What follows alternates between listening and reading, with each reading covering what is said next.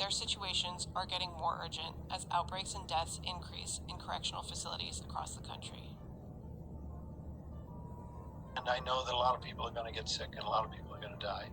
He didn't act quick enough to prevent all these infections happening. I'm very scared. I understand that I got myself in this predicament, but I'm not a killer. I got 2 years to come home, and I might not make it home.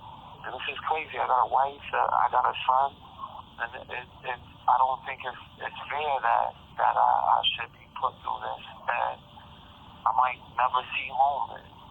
I didn't rape anybody. I didn't shoot anybody. I didn't kill anybody.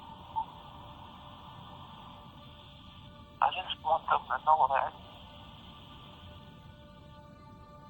I would like them to know that even though we're incarcerated, we're still human, and I don't think our lives should be put on the front. We're exposed to everything. I need it all.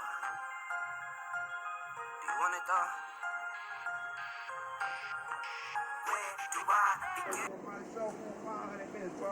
Oh, we live. Welcome back, you guys. Welcome back to another edition of Get Right To It, man. Appreciate you guys for tuning back into another episode. Man, we got a full episode. But before I jump into the episode, I definitely want to send a shout out to those who have been, loyal as far as tapping in every other weekend as far as the episode. My mom always told me $1 is better than no dollar. And one view is better than no view. So however we get it, we appreciate it. And I hope you guys enjoy the podcast. Don't be afraid to leave a comment or, just leave an opinion on what you thought about the episode. But we're going to jump into today's topics, today's discussion. And, how do you guys feel with some inmates being released due to either medical conditions or, some of them being at risk of the COVID-19 situation? Now, me personally, I got friends that's on the inside, and they tell me, listen, and these guys that I'm friends with doing, they fighting murder charges. They some of them, facing 20 plus years, and they saying listen, some of the correctional officers doing their best. They doing their best to keeping everybody clean, but if there are some coronavirus cases that's inside, and it's hard for people not to get them.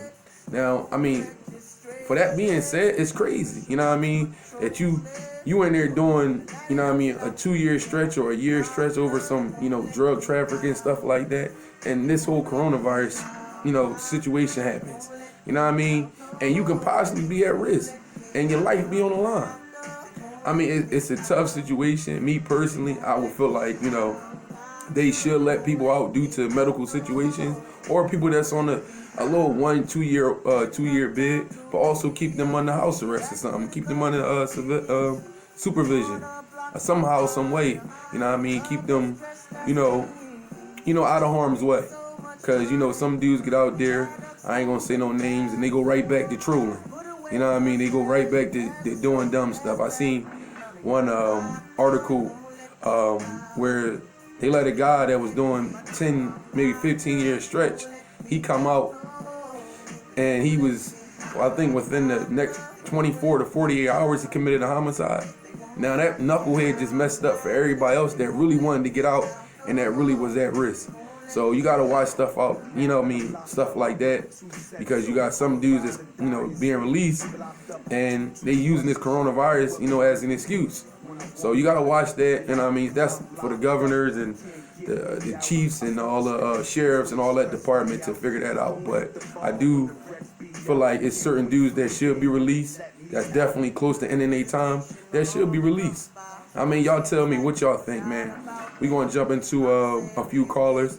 I ain't gonna take too much time from y'all today, so we gonna, run through it a little bit. But listen, man, y'all tell me how y'all feel. We gonna jump into a few callers, and we gonna move on from there.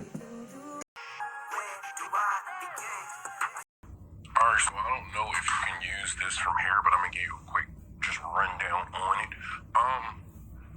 It's just as far as inmates being released due to the COVID-19 situation, I have mixed feelings about it. I agree with some of it, and some of it I don't. And biggest thing with me is it depends on, I'm cool with the release as long as, you know, the people that they're releasing are going to receive what they need to receive, which is treatment because they old. They not, with people from the rest, they not going to release everybody. And then with people that they do release, niggas is not going home. Niggas are going to house arrest. Niggas is going to halfway houses,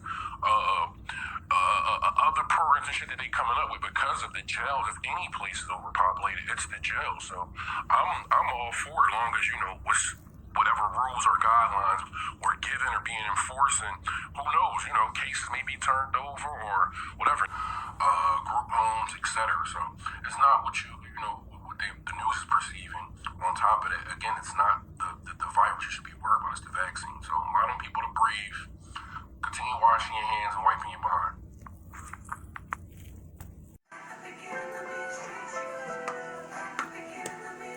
And that's a wrap, you guys, man. I appreciate you guys for tuning back in to another edition of Get Right To It. I'll see you guys in 2 weeks, man. 2 weeks.